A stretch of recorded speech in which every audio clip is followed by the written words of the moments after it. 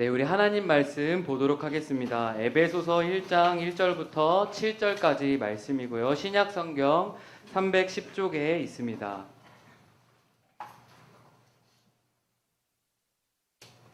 에베소서 1장 1절부터 7절까지의 말씀을 함께 교독하도록 하겠습니다. 하나님의 뜻으로 말미암아 그리스도 예수의 사도된 바울은 에베소에 있는 성도들과 그리스도 예수 안에 있는 신실한 자들에게 편지하노니 하나님 우리 아버지와 주 예수 그리스도로부터 은혜와 평강이 너희에게 있을지어다. 찬송하리로다. 하나님 곧 우리 주 예수 그리스도의 아버지께서 그리스도 안에서 하늘에 속한 모든 신령한 복을 우리에게 주시되 곧 창세전에 그리스도 안에서 우리를 택하사 우리로 사랑 안에서 그 앞에 거룩하고 긍휼하게 하시려고 그 기쁘신 뜻대로 우리를 예정하사 예수 그리스도로 말미암아 자기의 아들들이 되게 하셨으니 이는 그가 사랑하시는 자 안에서 우리에게 거둬주신 바 그의 은혜의 영광을 찬송하게 하려는 것이다. 같이 읽겠습니다. 우리는 그리스도 안에서 그의 은혜의 풍성함을 따라 그의 피로 말미암아 속량 곧 죄 사함을 받았느니라.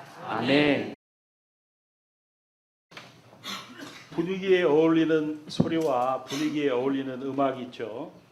잔치집에서는 풍악이 흘러나와야지 잔치집에서 장송곡이 흘러나오면 되겠습니까? 그 분위기에 맞는 음악이 있습니다. 소리가 있습니다. 여러분 만약에 감옥에 갇혔다 그러면은 어떤 소리가 들려야 정상입니까? 한탄하는 소리, 원망하는 소리, 절망하는 소리. 오늘 우리가 읽은 이 성경은 에베소서인데 바울이 감옥에서 쓴 편지죠. 바울이 도대체 에베소 교인들한테 감옥에서 어떤 소리를 그렇게 외치나 봤더니 에베소서 1장 3절 말씀을 보니까 찬송하리로다. 바울은 하나님을 찬송하고 있습니다. 감옥에서 신세를 한탄하고 하나님을 원망하고 그야말로 원망 소리, 신음 소리가 아니라 하나님을 찬양하는 소리가 울려 퍼지고 있습니다. 여러분 바울이 감옥에서 하나님을 크게 찬양했던 이유가 세 가지죠. 첫 번째 이유가 뭡니까? 하나님이 나를 창세전에 선택하셨기 때문입니다. 에베소서 1장 4절 말씀을 보면 곧 창세전에 그리스도 안에서 우리를 택하사 하나님이 나를 택하셨기 때문에 찬양해야 된다는 거예요. 여러분 내가 구원을 받은 것이 내가 하나님을 선택한 겁니까? 아니면 하나님이 나를 선택하신 겁니까? 요한복음 15장 16절 말씀을 보면은 너희가 나를 택한 것이 아니고 내가 너희를 택하여 세웠나니.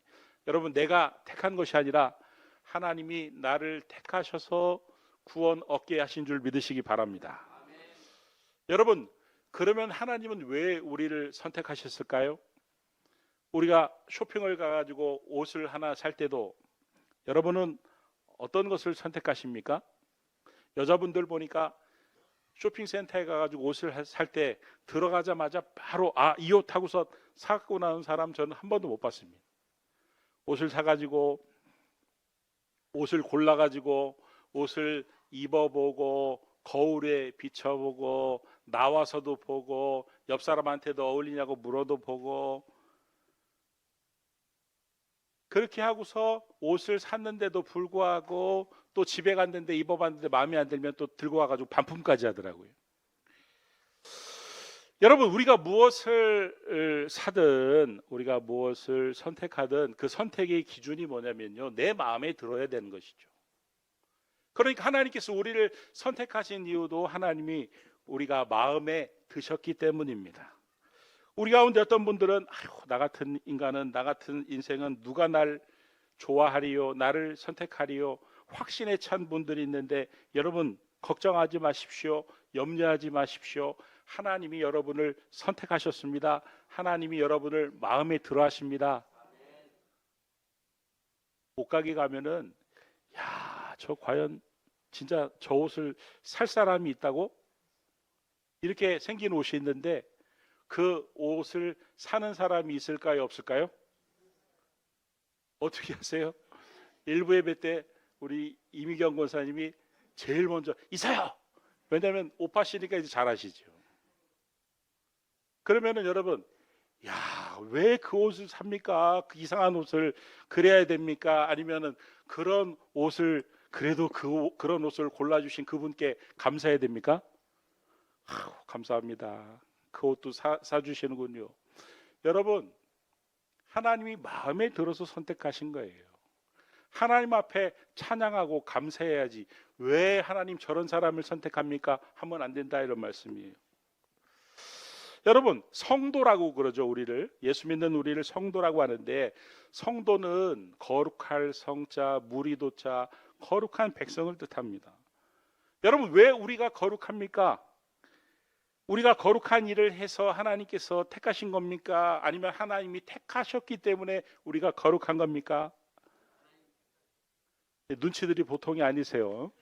이 감리교회 창시자인 그 요한 웨슬레는 그 동생이 찰스 웨슬레인데, 이 찰스 웨슬레는 작곡 있잖아요. 작사를 참 잘했어요. 작곡은 못 하는데 작사를 너무나도, 노래 가사를 기가 막히게 잘 썼어요. 그 사람이 몇 곡을 작사를 했냐면 6,500곡을 작사를 했는데, 문제는 뭐냐면은 작곡가가 뒷받침을 해줘야 되는데, 작곡가가 따라와야 되는데, 이 작곡가가 없는 거예요. 작사는 해놨는데 거기에 맞는 노래가 없으니까 이 사람이 그 찬양의 가사를 그 당시에 유행하는 민요에다도 붙이고 유행가에도 붙이고, 심지어는 술집에서 술꾼들이 노래하는 그 노래에도 그 가사를 붙이고, 여러분 한번 상상해 보십시오. 술꾼들이 막 흥얼흥얼 부리는 그런 노래에다가 찬송가 가사를 딱 붙이면은 여러분 어떻겠습니까? 불경스럽게, 망측스럽게. 여러분, 그러나 나 같은 죄인 살리신 이 그런 노래죠. 술집에서 술꾼들이 부르던 노래인데 거기에다가 나 같은 죄인 살리신, 어떤 분은요, 찬송가 중에서 나 같은 죄인 살리신이 제일 은혜롭대.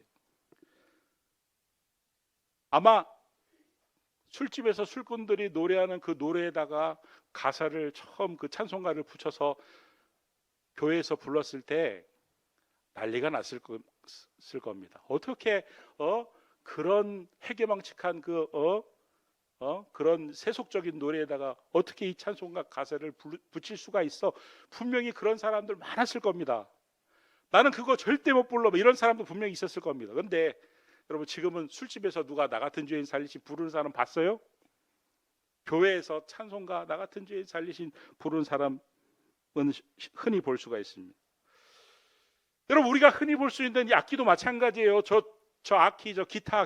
여러분, 저 기타 보세요. 저 기타. 30년 전, 40년 전에 제가 우리 예전에 섬기던 그 교회에서 청년 때 앞에 나가서 기타 치면서 찬양 인도를 했더니, 우리 강대상에서 우리 뒤에 담임 목사님이 예배 마치고 와가지고, 영주!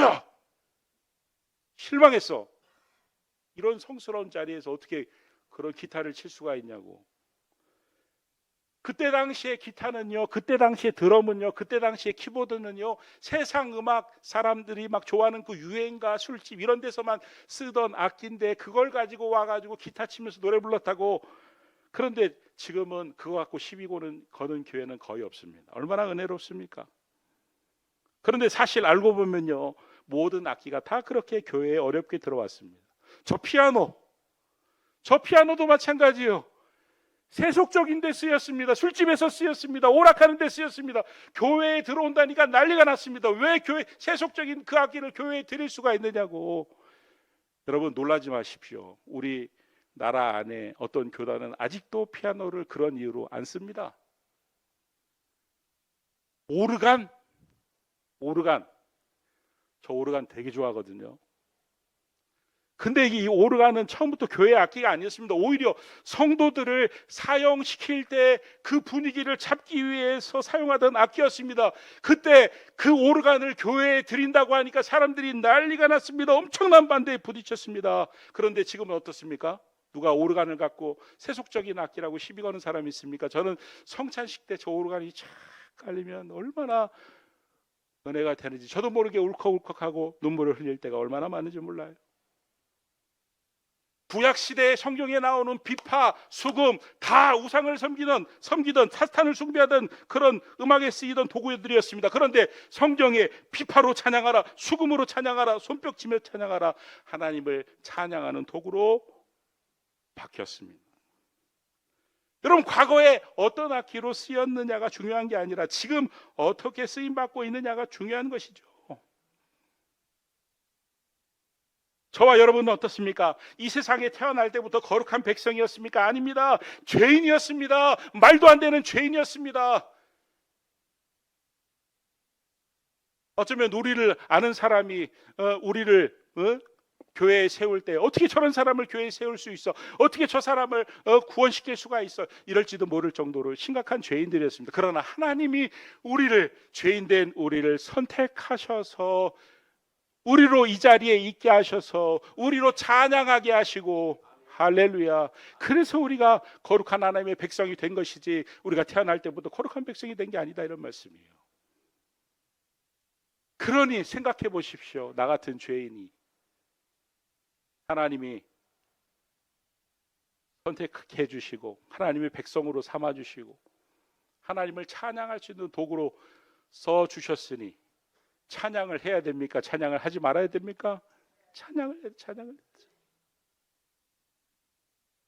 여러분, 우리는요, 교회에서 쓰임 받기 전에 기타, 교회에서 쓰임 받기 전에 피아노, 사람들이 경멸했던 피아노, 교회에서 쓰임 받기 전에 저 사람들이 성도들을 화형시킬 때 썼던 그 오르간과 같은 존재들이었는데, 우상을 숭배하는 비파와 수금과 같은 존재였는데 하나님이 선택하셔서 하나님을 찬양하는 도구로 만들어 주셨으니 우리는 하나님을 찬양하는 것이 마땅하다, 이런 말씀이에요. 두 번째는 우리를 하나님이 자녀로 삼아 주셨기 때문에 찬양해야 되는 것입니다. 에베소서 1장 5절 말씀을 보면 우리가 한번 읽어보겠습니다. 시작.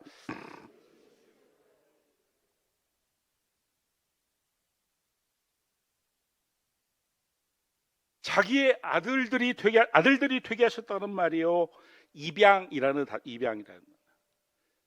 당시 로마 사회에서 황제도 그렇고 귀족도 그렇고 노예 중에서 양자를 삼는 일이 간혹 있었습니다.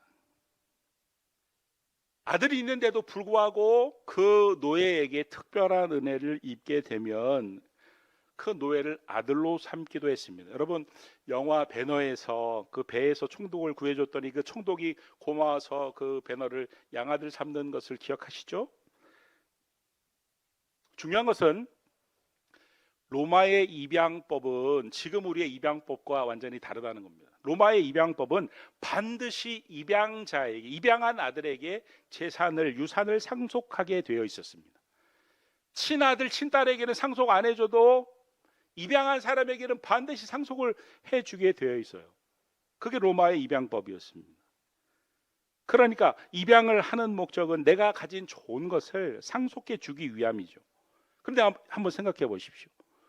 그 노예에게 잘 해만 줘도 되는데 왜 굳이 입양을 하는 거예요? 고마워서 그래요. 고마워서 그러는 것입니다.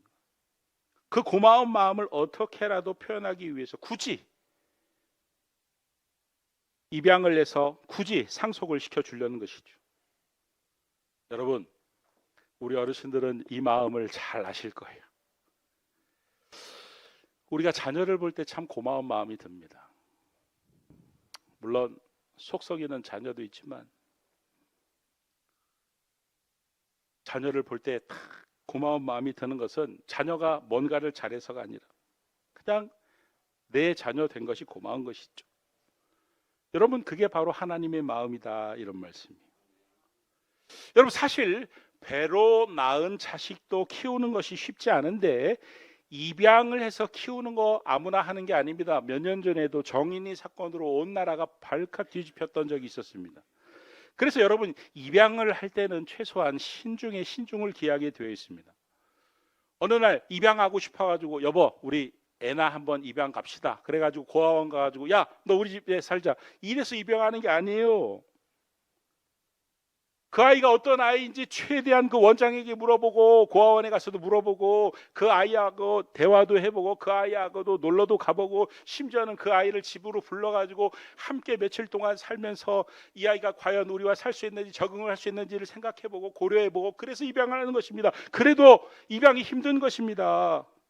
그런데 집에 입양을 하기 위해서 데려왔는데 갑자기 이 애가 말이죠, 갑자기 태도를 돌변해 가지고요, 침을 뱉고 욕을 하고 밥을 차려줬더니 밥상을 확 엎어버렸다. 그러면 여러분 같으면은 입양하겠습니까 말겠습니까? 성경에 보면 하나님께서 우리를 입양하실 때의 상태가 나오는데 두 가지의 상태가 나오는데 뭐라고 말씀을 하냐면 우리가 아직 죄인 되었을 때 우리를 자녀 삼아 주셨다는 거예요. 여러분 요즘도 회사에 그 온몸에 문신 있는 사람 잘 안 뽑는다고 그럽니다. 전과 기록이 많은 사람을 안 뽑는다고 합니다. 왜 그렇습니까? 사고 칠까 봐. 그런데 우리가 아직 죄인 되었을 때는 문신으로 뒤덮여 죄를 짓고 있었을 때 하나님이 우리를 자녀 삼아 주셨다는 거예요. 집으로 데려왔더니 욕하고 침 뱉고 밥 차려줬더니 밥상 엎었는데도 하나님이 우리를 자녀 삼아 주셨다, 그 표현인 것입니다. 또 뭐라고 표현하고 있습니까? 우리가 아직 하나님과 원수 되었을 때 하나님이 우리를 양자로 삼아 주셨을 때 우리의 상태가 어떤 상태였냐면 하나님과 원수 되었을 때라는 거예요. 여러분 어떤 회사에 아주 똘똘한 직원이 입사를 해가지고 말을 시켜보니까 말도 잘 알아듣고 하나를 가르치면 10개를 가르치고 10개를 알아듣고 내가 무슨 말을 하면 너무너무 잘 순종하는 그 아이에게 마음이 가가지고 어느 날부터 점점 일을 맡기다 보니까 회사의 전체 일을 다 맡겼는데,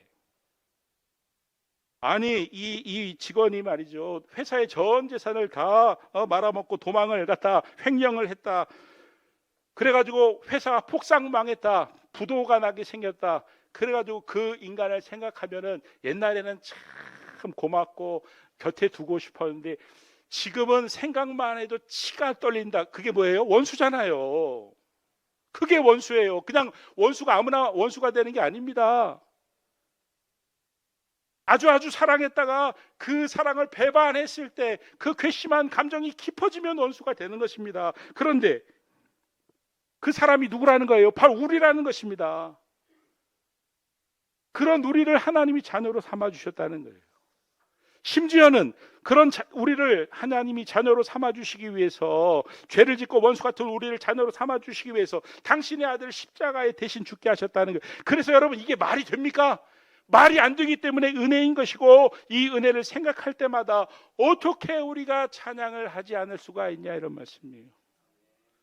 여러분 사도 바울 자신도 마찬가지였습니다. 정말 이 사도 바울은 하나님 앞에서 자기는 죄인이었습니다. 죄인 중에서도 괴수였습니다. 하나님을 대적하는 죄인이었습니다. 오죽했으면 예수님이 다메섹 도상에서 사도 바울을 만나가지고 사울아 사울아 어찌하여 나를 핍박하느냐 이렇게 표현을 할 정도였습니다. 예수 믿는 사람들을 가두고 예수 믿는 사람들을 폭행하고 그것도 모자라가지고 스데반이 돌에 맞아 죽을 때 그 가운데 중심 인물이 사도 바울이었어요. 그 죄짓고 있는데 그 하나님과 원수인 상태였는데도 불구하고 하나님이 바울을 자녀로 삼아주시고 사도로 삼아주신 그 은혜를 생각할 때마다 내가 어떻게 하나님을 찬양하지 않을 수가 있느냐, 찬송하리로다, 이렇게 지금 말하고 있는 것입니다. 마지막 세 번째는 우리 죄를 사해 주셨기 때문에 찬양해야 된다는 거예요. 에베소서 1장 7절 말씀을 보면 같이 한번 읽어보겠습니다. 시작.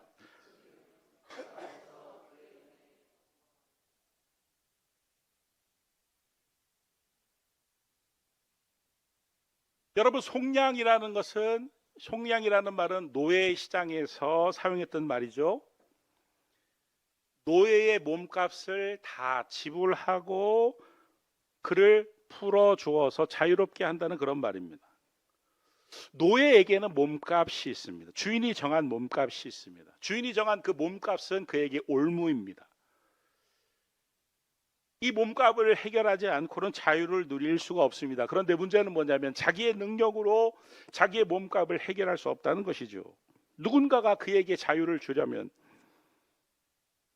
그를 대신해서 몸값을 지불하고 속전을 지불하고 속량, 즉 자유를 얻게 할 수 있는 것입니다. 여러분, 죄를 지은 우리에게는 죄값이라는 게 있어요. 노예에게 몸값이 있는 것처럼 이 죄값을 해결하지 않으면 자유를 얻을 수가 없습니다. 그 죄값으로 인해서 죽어서 심판을 받아 지옥에 갈 수밖에 없습니다. 그런데 예수님께서 진리가 너희를 자유케 하리라 말씀하신 예수님께서 대신하여 십자가의 죽으심으로 죄값을 당신의 몸으로, 당신의 희생으로 지불하심으로 우리로 심판으로부터 자유, 지옥으로부터 자유, 영생을 얻게 하셨다, 이런 말씀이에요. 그러므로 우리는 노예의 신분으로 꼼짝없이 아무것도 할 수 없는 그런 상태였는데, 주님이 없었다면 꼼짝없이 이 죄값을 가지고 해결하지 못해서 지옥에 갈 수밖에 없는데, 이 죄의 형벌을 감옥에서 영원히 받을 수밖에 없는데, 내 대신 나의 죄값을 대신 십자가에서 치러주신, 대속하신, 속량하신, 자유를 주신, 영생을 주신 주님 때문에 우리가 영생을 얻고 천국 갈 수 있기에 주님을 찬양하지 않을 수가 없다, 이런 말씀이에요. 여러분, 우리는 공짜로 자유를 얻었고 영생을 얻었고 천국을 가게 되었지만, 우리에게 자유를 주시기 위해서, 영생을 얻게 하시기 위해서, 천국에 가시기 위해서 주님은 십자가에서 자기 몸이 죽는 희생을 하셨어요. 물과 피를 쏟는 엄청난 희생을 하셨습니다. 여러분, 아담과 하와가 죄를 범하였을 때 그들은 자신들의 부끄러움을, 자신들의 수치를 가리기 위해서 나뭇잎으로 치마를 만들었습니다. 그런데 문제는 그 나뭇잎이 자꾸 시간이 지나면 마르는 거예요. 비치는 겁니다. 보이는 겁니다. 수치를 가릴 수가 없는 겁니다. 그래서 하나님이 그들에게 수치를 가릴 수 있도록 가죽옷을 지어 입히셨습니다. 여러분, 가죽옷을 만들기 위해서는 그 동물을 죽여야만 하는 것입니다. 피를 흘려야만 하는 것입니다. 생명을 바치는 희생이 있어야만 하는 것입니다. 여러분, 이것이 바로 예수 그리스도의 죽음을 예표하는 것입니다. 예수 그리스도의 사역을 예표하는 것입니다. 우리의 죄와 우리의 허물을 가리는 예수 그리스도의, 당신이 죽으심으로 해결하신 예수 그리스도의 사역을 예표하는 것입니다. 출애굽기에 보면은 마지막 재앙 때 처음 난 것은 사람이나 가축이나 모두 죽였는데, 그때 어린 양의 피를 흘려가지고 문설주에 바른 그 집은 패스오버, 유월, 지나갔어. 죽음의 사신이 지나갔어. 사망의 권세가 지나갔어. 다 살았어. 살기 위해서는 어린 양의 피가 필요했습니다. 그런데 이 어린 양의 피는 어린 양의 생명을 바치는 희생이 있어야 하는 것이죠. 그래서 이것이 바로 예수 그리스도를 예표하고 예수 그리스도의 별명이 어린 양인 것입니다. 그래서 세례 요한이 예수님을 볼 때 요한복음 1장 29절에 이튿날 요한이 예수님께서 자기에게 나오심을 보고 가로되 보라, 새 죄를 짓고 가는 하나님의 어린 양이로다 라고 한 것입니다.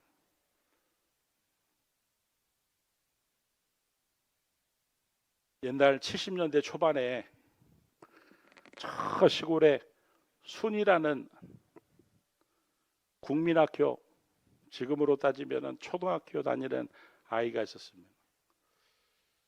친구가 전도를 해서 교회를 다니기 시작했는데 은혜를 받았어요. 그래서 예배 시간마다 열심히 은혜를 사모하며 나갔는데, 이 순이 아빠가 순이의 그 교회를 다니는 것을 아주 못마땅하게 탐탁치 않게 생각을 했습니다. 토요일 날 저녁에 그 순이를 불러가지고, 야, 너 내일 아침부터 이래가지고 나무 10짐을 마당에다 해놔. 일부러 교회 못 가게 하려고 한 거죠. 그런데 이 순이가요, 그 토요일 날 저녁에 산에 올라가서 다음날 아침까지 나무를 해가지고 10짐을 마당에다 두고 교회를 간 겁니다. 예배를 드린 겁니다. 예배를 드리면서 애가 펑펑 우니까 선생님들이 깜짝 놀라가지고 순이한테 가보니까 세상에 순이의 손이요, 막팔이요, 다 까져 있는 거예요. 야, 너 이거 어떻게 된 거냐 물어보니까 그 순이가, 내가 손과 팔에 이렇게 상처가 나면서도 아팠는데 우리 주님은 십자가에서 얼마나 아프셨을까요? 하면서 그 자초지종을 아버지한테 그 나무찜을 해오라는 그 자초지종을 쭉 설명하면서 그 얘기를 하는데 선생님들이 은혜를 받은 거예요. 이 어린아이도 십자가의 은혜를 깨닫고 제대로 깨닫고 이렇게 진정으로 예배를 드리는데 이렇게 은혜의 자리에 나와왔는데 그래서 그 예배 자리가 눈물이 쏟아지는 펑펑 쏟아지는 그런 은혜의 자리가 되었다는. 여러분 우리가 신앙생활을 하면서 자칫하면은 하나님의 은혜를 잊어버리고 무덤덤하게 예배를 드릴 수가 있습니다. 여러분 나에게는 내 영혼에는 나를 택하신 하나님의 은혜가 나를 자녀 삼아 주신 하나님의 은혜가 나의 죄를 사해 주신 하나님의 은혜가 얼마나 있고 얼마나 찬양하고 있는지 하나님의 은혜를 바라보고 찬송하리로다 하나님을 찬양하는 것이 아니라 지금 감옥에 갇혀 있다고 사도 바울처럼 에베소 감옥에 갇혀 있 로마의 감옥에 갇혀 있다고 감옥만 바라보고 한탄하고 환경을 걱정하고 신세를 원망하고 있지는 않는지 여러분 오늘 찬송하리로다 이 바울의 외침과 이 바울의 깨달음이 우리 마음속에 울림이 될 수 있기를 바랍니다. 그리고 내 영혼을 향해서도 찬양하라 내 영혼아 내 속에 있는 모든 것들아 하나님을 찬양하라. 하나님의 은혜를 제대로 찬양하며 살 수 있는 저와 우리 기쁨의 교회와 우리 모든 성도님들이 다 될 수 있기를 그리스도 예수의 이름으로 축원합니다.